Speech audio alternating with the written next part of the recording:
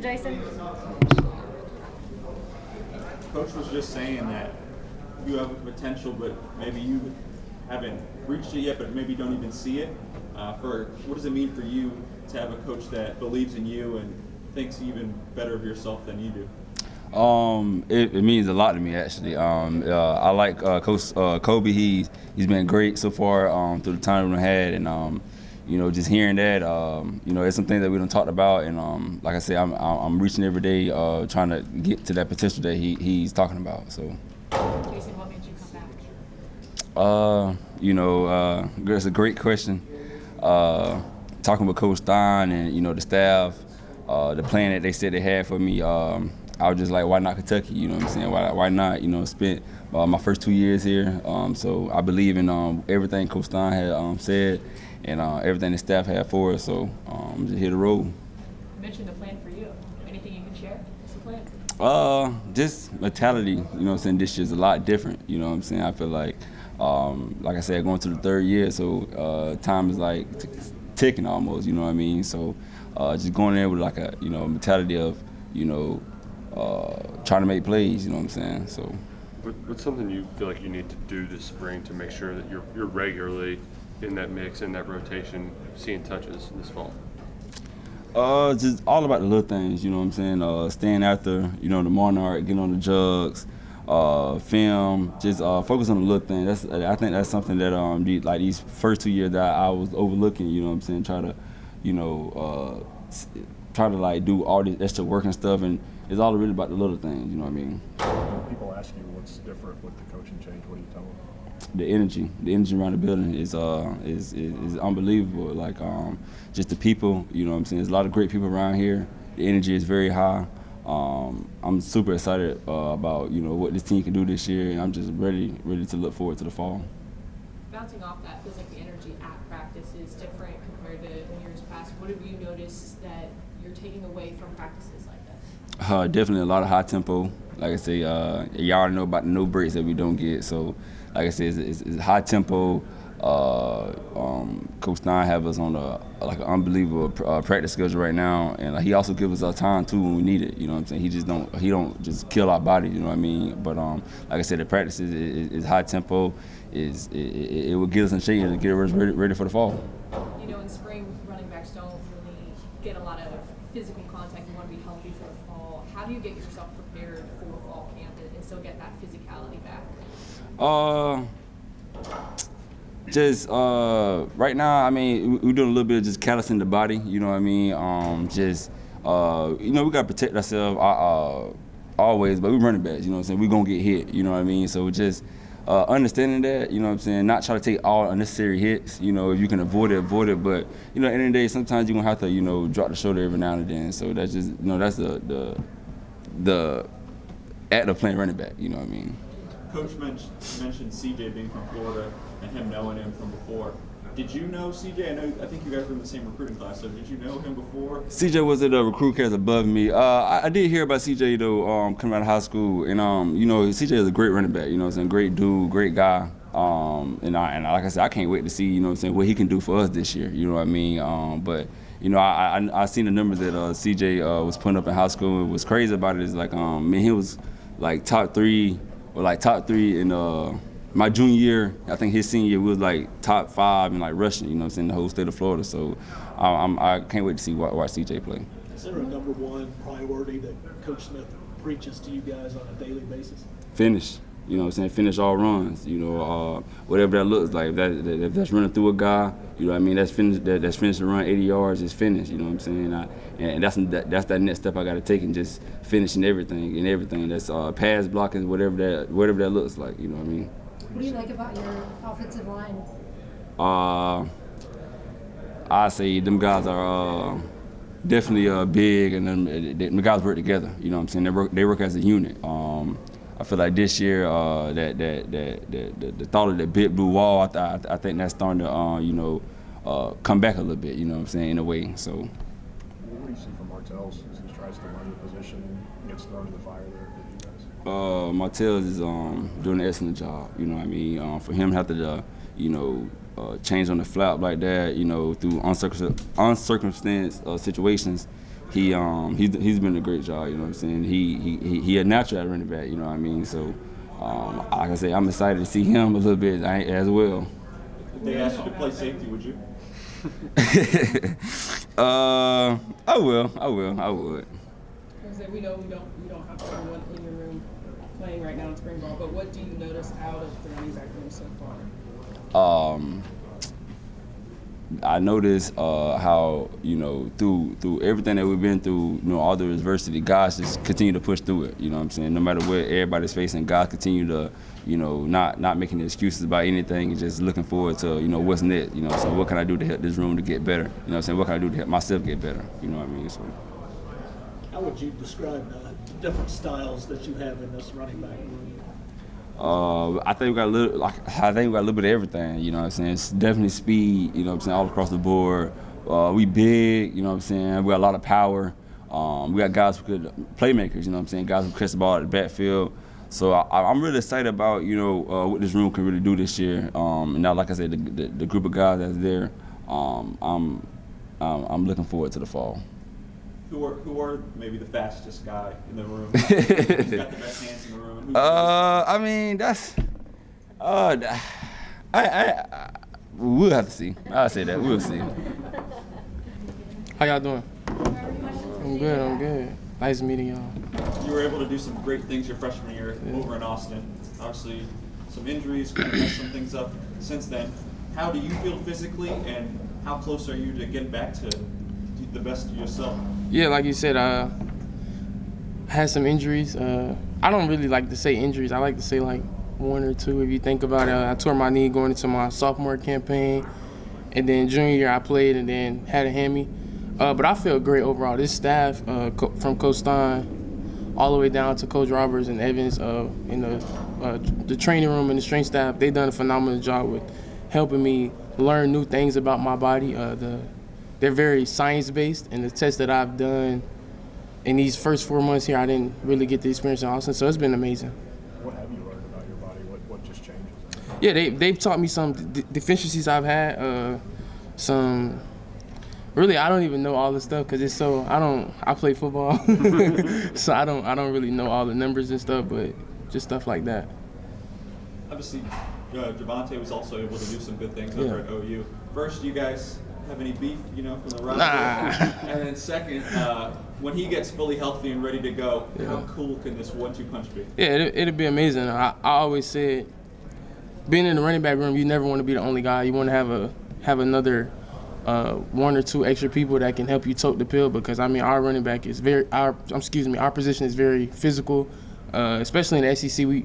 We're hoping to play 16, 17 games this year, and it's going to take everyone in the room to achieve that. What's just the differences in the styles of offense from where you were versus where you are now? Honestly, I wouldn't say it's a difference. I think Coach Stein does a great job of Coach Stein and Coach Stein. They do a great job of detailing down things. I would say that I think the running back is required to do a ton here, from lining up out wide and empty to the motions and formations and stuff like that. So I would say that's the biggest thing. Is it heady? Does it take a lot of brain power to kind of get this offense down pat? I think for a young guy, yeah, but like for a guy like me, Vontae, even JP, we've been in college 3-4 years. So football is football at the end of the day. All the plays are the same, just different terminology. So it's similar. I try to pair stuff here with what I had at my previous school and go from there. Coach Colby was saying that once you got in the portal, he was on you right away. Yeah, right away. He knew you back from days in Florida. Talk a little bit about your relationship and what made UK the right place. Yeah, overall, Coach Colby, like you said, he knew me from Florida. He recruited me. And then him being a Florida guy himself, I made a few calls around. Me being in Austin for a while, Jamal Charles was the guy that I reached out to because they played with each other in Kansas City. So I just asked about him. I'm real big on relationships, so I wanted to see what type of dude he was. And after hearing Jamal talking about him, it was like, okay, let me go take a visit there and see what he's about. And then Coach Stein and what he did at Oregon, it just all played a part. You mentioned going attack mode on you, trying to recruit you like all in attack mode. When you're someone in the portal and you have all these options and you're getting attack mode from probably a lot of coaches, what makes one stand out over another one? What made Kentucky stand out in this case? Yeah, Coach Stein for sure. he's a young head coach compared to a bunch of other ones.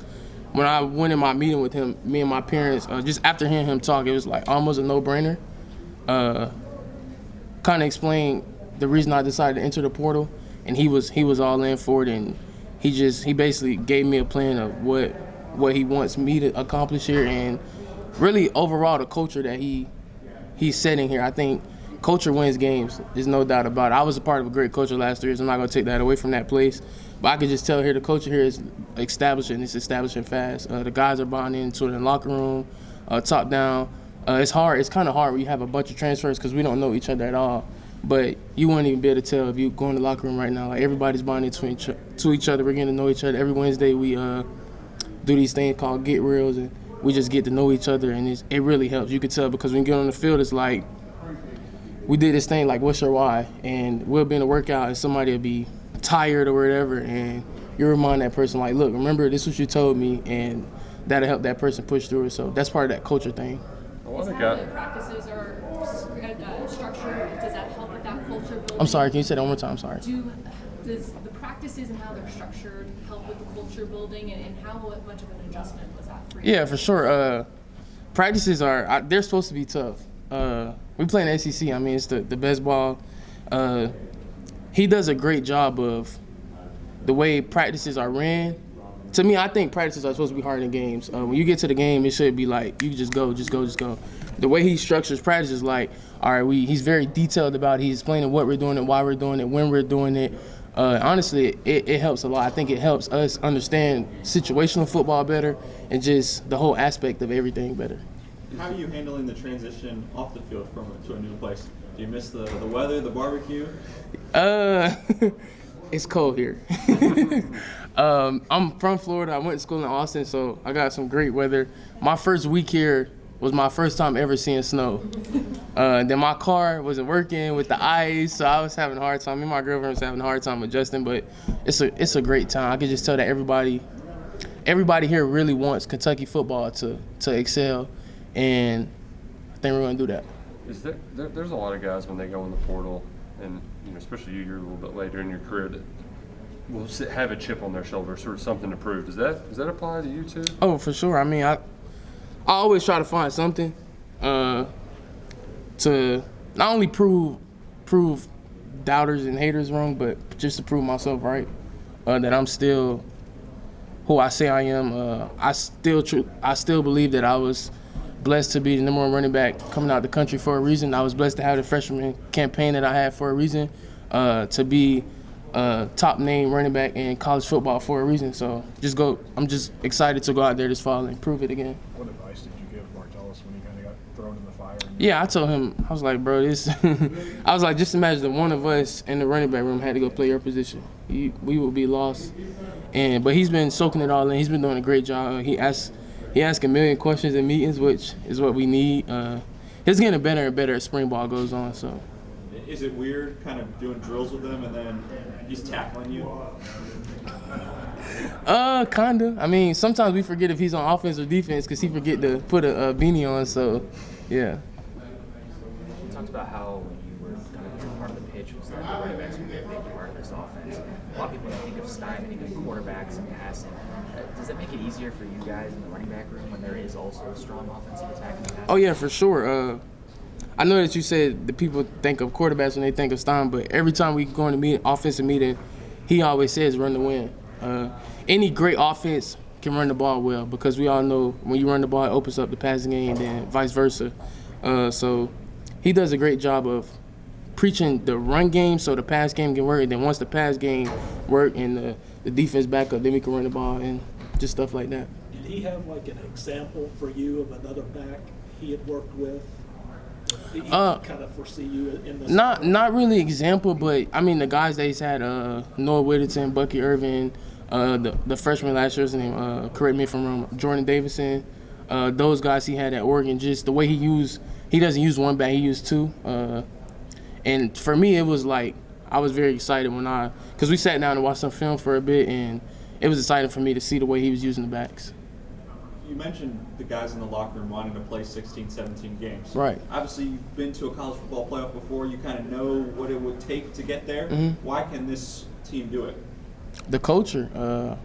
Culture wins games. I already said it, but I genuinely believe that culture wins games. When it's the fourth quarter and it's a 14-14 game, I think that the culture wins the games. And I say that because we all gonna be tired. It all comes down to who's gonna have their teammates back, who gonna make the big play when it needs to be made. And that starts, I don't think that starts on the field. I mean, you make the play on the field, but I think that all that stuff happens from the get-reels we have, the team meetings we have, the being in the locker room, messing around, getting to know one another. Because I mean, if you care about the person next to you, then you'll do whatever to make that play with them. Speaking of close games, just over here, a lot of people here thought y'all could have lost that game. Kind of walk me through those final attempts for Kentucky trying to score in overtime. It was a pretty wild game. Oh yeah, it was a wild game. If I'm being honest, the fan base here caught me off guard. I didn't know what to expect walking into here. We knew that it was a great team. I feel like I'm just repeating myself, but I think culture won that game too. And the guys, I say that because me being around the guys here now that was on the team from last year here, they all say like the culture here is already better. You can feel it. You can feel it. I mean, just people caring about each other, getting to know one another. The coaches, I feel like the coaches, they're really installing stuff into us. They're really installing stuff into us to be great and want to win those games. When you came back from the knee injury, how long did it take to feel like you had all your speed back, that you were the guy you were? Yeah, I'm trying to think about that. So I injured my knee in August of 24, August 6th. I got surgery the 21st of August. I think I had like a 10 to 12 month recovery. I felt good after about 10, 11 months. I never feel like I lost a step because I feel like that's the whole point of rehabbing. To go off topic a little bit, because I genuinely like when people ask me the question about my knee. I think that my knee injury, I'm not happy that it happened to me, but I'm happy what it did for me. And I say that because it made me sharper mentally. I don't know if you guys know about the book of Job in the Bible, but Job was a guy who had everything and he had all this stuff taken away from him. He had all the riches, the family, everything, you name it, he had it. And it was ultimately to test his faith. Well, he still fought back on his faith. And I genuinely believe when I went through that knee injury, I was Job. God did that for a reason. So that's why I genuinely don't believe that there's nothing I can't go through that I can't overcome now.